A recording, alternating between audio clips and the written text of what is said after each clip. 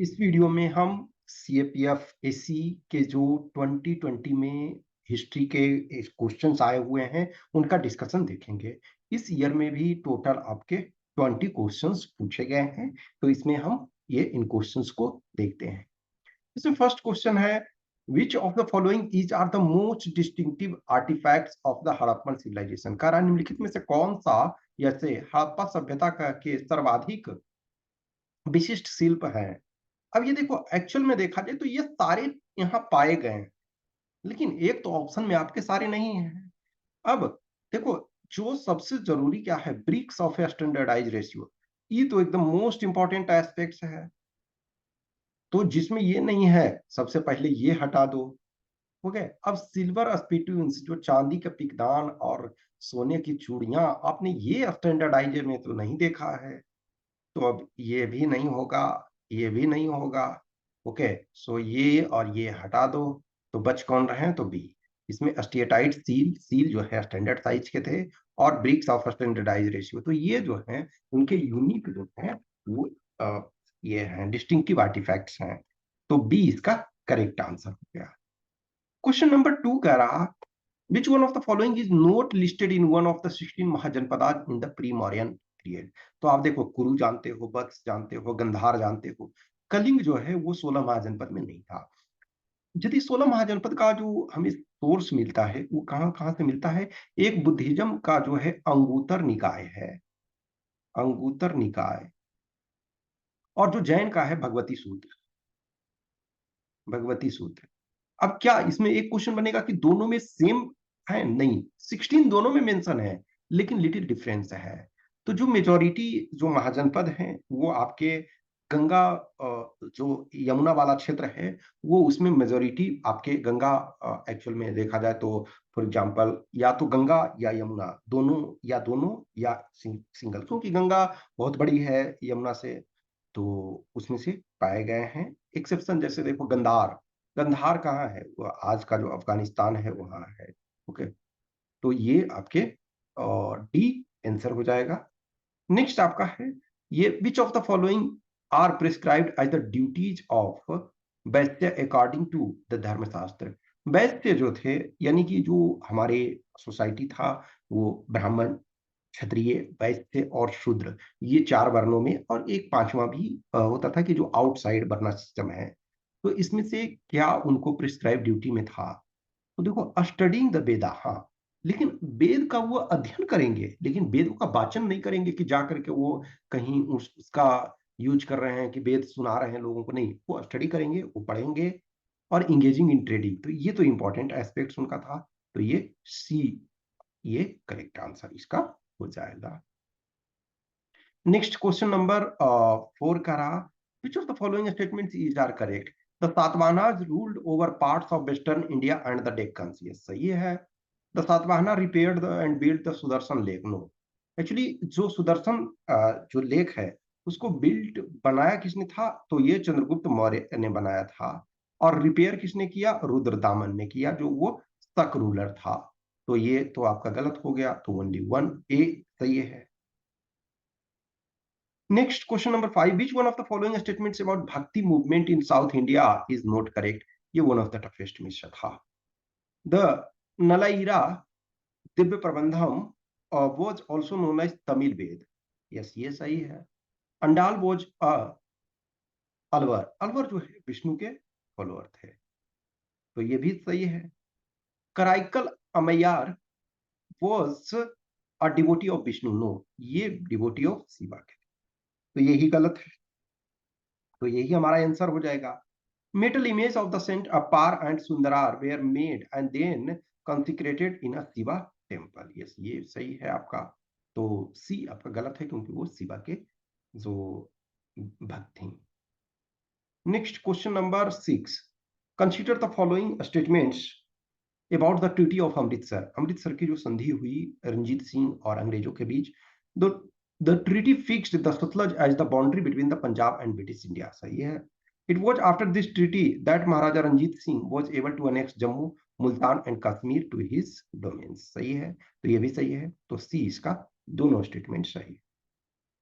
Next आपका कह रहा, Question 7. Which one of the following statements about the Harappa script is not correct?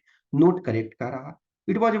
It has about 400 signs. Yes सही है. Actually इसको हम अभी डिसाइफर नहीं कर पाए हैं, अभी हम पढ़ नहीं पाए हैं कि एक्चुअल उसमें क्या लिखा हुआ है, लेकिन पिक्टोग्राफिक रूप में, पिक्चर के रूप में, इमेज के रूप में इसमें से है. तो हम अभी ये चीज को नहीं समझ पाए हैं कि क्या लिखा है, लेकिन इसमें करीब 400 के आसपास साइन है. सही है. It was written from right to left. अब ये देखो एक्चुअल में जो राइट टू लेफ्ट है, तो हम ये समझ पाए हैं कि हाँ ये राइट टू लेफ्ट है, लेकिन क्या है तो नहीं जानते. नहीं तो सही है. It has been found on bone rods and jewellery. तो यानी अस्थि जो हड्डियां हैं उस पर और या आभूषणों में पाया गया. सही है. It refers to people of Meluhha. अब ये देखो, इसको हम जब डिसाइफर ही नहीं कर पाए तो कैसे कह सकते हैं कि किसको रेफर कर रहा है. तो ये डी आपका गलत हो गया. तो डी ही आंसर हो. नेक्स्ट आपका क्वेश्चन नंबर 8 कह रहा है, which of the following statements is are correct? Paramhans Mandali was founded in Bengal by Swami Vivekanand. तो ये जो परमहंस मंडली है वो किनके द्वारा? बंगाल में स्वामी विवेकानंद के द्वारा ये फाउंड किया गया, स्वामी विवेकानंद जी के द्वारा. तो ये आपका गलत है. ये इनके द्वारा नहीं किया गया था. ये दुर्गा राम मेहता जी के, दुर्गा राम मेहता जी एंड आत्माराम पांडुरंग. तो दुर्गा राम मेहता एंड आत्माराम पांडुरंग और उनके और कुछ फॉलोअर्स और जो फ्रेंड्स, वो 1849 में, और इस समय विवेकानंद अभी पैदा भी नहीं हुए थे. तो ये आपका गलत हो गया. Next, Prarthana Samaj was started in Maharashtra with the aim of reforming Hindu religious thought and practices. ये सही है. तो इसका बी हो जाएगा. नेक्स्ट क्वेश्चन नंबर 9 है, which one of the following is not correct about Mahatma Gandhi Dandi Yatra और सॉल्ट मार्च. ये फेवरेट क्वेश्चन है. इनफैक्ट वन फॉर्म और अदर फॉर्म में ये पूछा जाता है. फर्स्ट है, it was the first national activity in which women participated in large number. Yes सही है. वुमेन पहले भी पार्टिसिपेट किए, लेकिन इसमें लार्ज नंबर में. क्यों? क्योंकि जो नमक है वो किचन का एक इंपॉर्टेंट इंग्रेडिएंट है. आप थोड़ी देर के लिए सोचो कि खाना आपको बनाया जाए और उसमें सॉल्ट ना हो, नमक ना हो, तो वो कैसा रहेगा. तो नमक एक इंपॉर्टेंट इंग्रेडिएंट्स है. अब नमक के बाद आप दूसरी चीजों को जो भी है डालो, लेकिन नमक आपका एक इंपॉर्टेंट इंग्रेडिएंट्स है. ओके, सो ये सही है.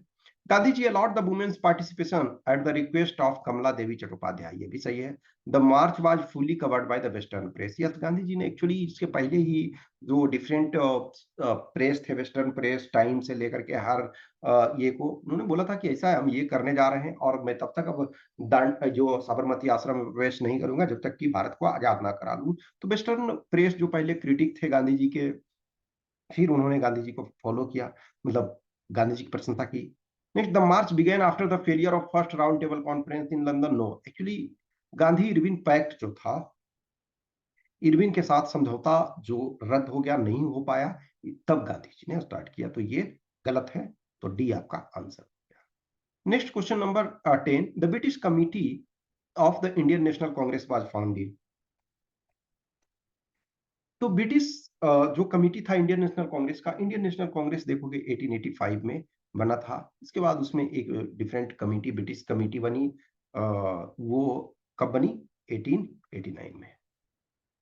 Next question number 11. Question number 11 कह रहा तमिलकम. तो Tamilakam was the name of ancient Tamil country that included present day Tamil Nadu as well as parts of Sri Lanka. Actually देखो, इसमें तमिलनाडु तो शामिल था, लेकिन और चीजों को देखोगे तो ये श्रीलंका पार्टिकुलर नहीं उसमें कह सकते हैं, क्योंकि तमिल जो है श्रीलंका में ऐसे हिस्टोरिकल रिलेशन है, लेकिन इधर का बहुत ज्यादा में जो है बाद की फिनोमिना है. Land between present day Tirupati hills and the southern most tip of peninsula. ये मोस्ट अप्रोप्रिएट है. Present day Tamil Nadu and Maharashtra, Maharashtra इसमें शामिल पूरा नहीं है, थोड़ा बहुत ये है.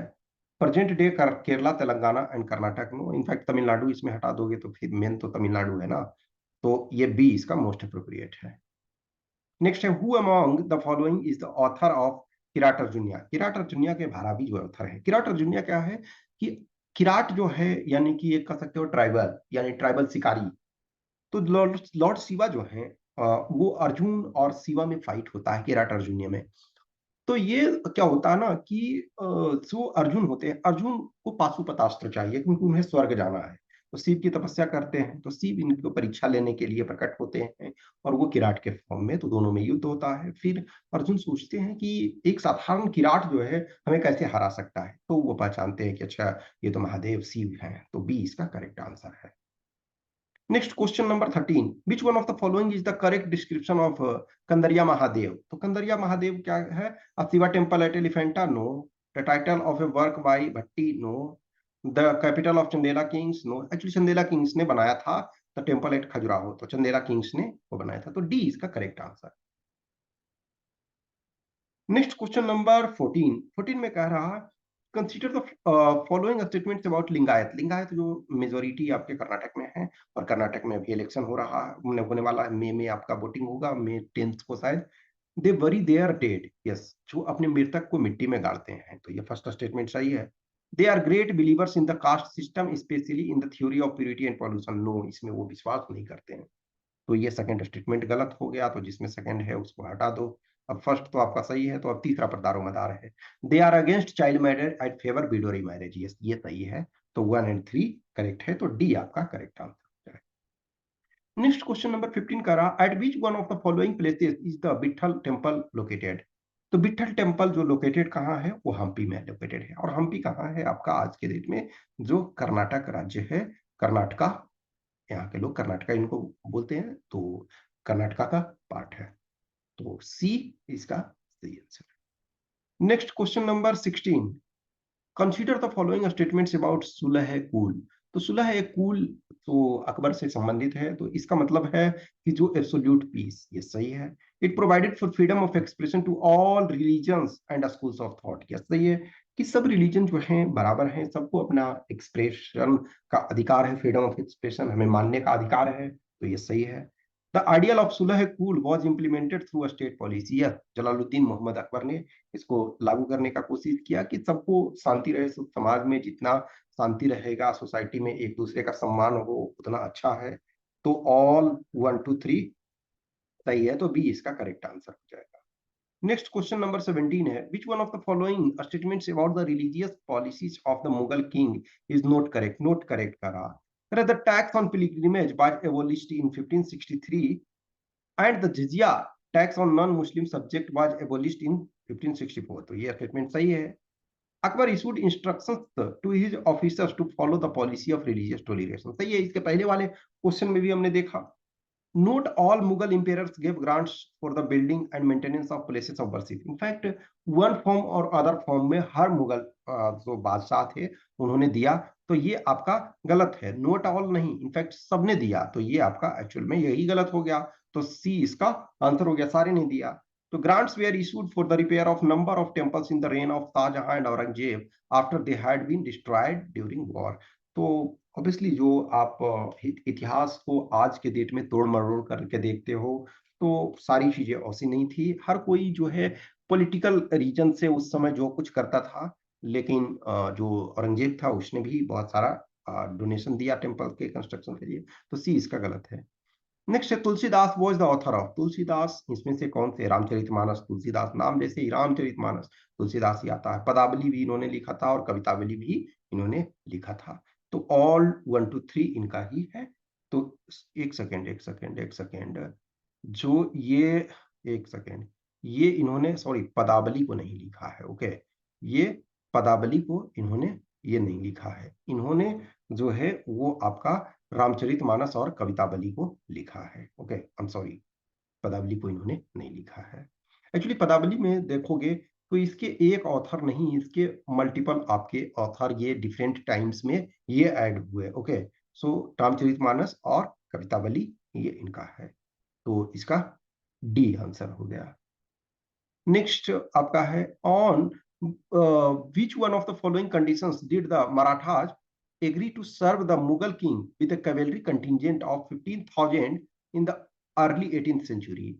तो जो अर्ली 18th सेंचुरी है, अर्ली 18th सेंचुरी का मतलब क्या है? देखो 1707 में औरंगजेब का डेथ होता है, तो साहू जो है वो कैद रहते हैं, तो साहू को छोड़ दिया जाता है, अब साहू जाते हैं वहां अपना स्टेब्लिश करते हैं, तो इनको ये साहू अपना बोलते हैं कि हम जो 15,000 जो है अपने घुड़सवार से सैन्य दस्ते के साथ मुगल के अधीन कार्य करना स्वीकार करेंगे। क्यों? उसके एवज में कि जो हमें चौथ और सारदेश मुखी का डेक्कन और साउथ इंडिया में अधिकार होगा। ओके, तो डेक्कन और साउथ इंडिया में जो आपका है उसमें चौथ और सारदेश मुखी, चौथ का मतलब जो क्या है 1/4 आपका लैंड रेवेन्यू, और जो सारदेश मुखी है यानी कि वो 10%। ओके, सो देशमुख पे 10%, तो सार देशमुख, तो सी इसका correct answer. Next question number 20। अब ये इसमें देखो ये क्या है, इसको आप चाहो कुछ लोग हैं पॉलिटी से भी जोड़ सकते हैं, लेकिन ये मेनली आपका हिस्ट्री का ही है। Who among the following was the first non official member to be elected as a speaker of the central legislative assembly on 24th of August 1925? तो ये कौन थे? विट्ठल भाई जे पटेल। ओके, सो ये इसका ए हो जाएगा आंसर। तो इस ढंग से इसकी 20 क्वेश्चंस 2020 में पूछे गए थे। नेक्स्ट हम 2019 का देखेंगे। Okay, thank you.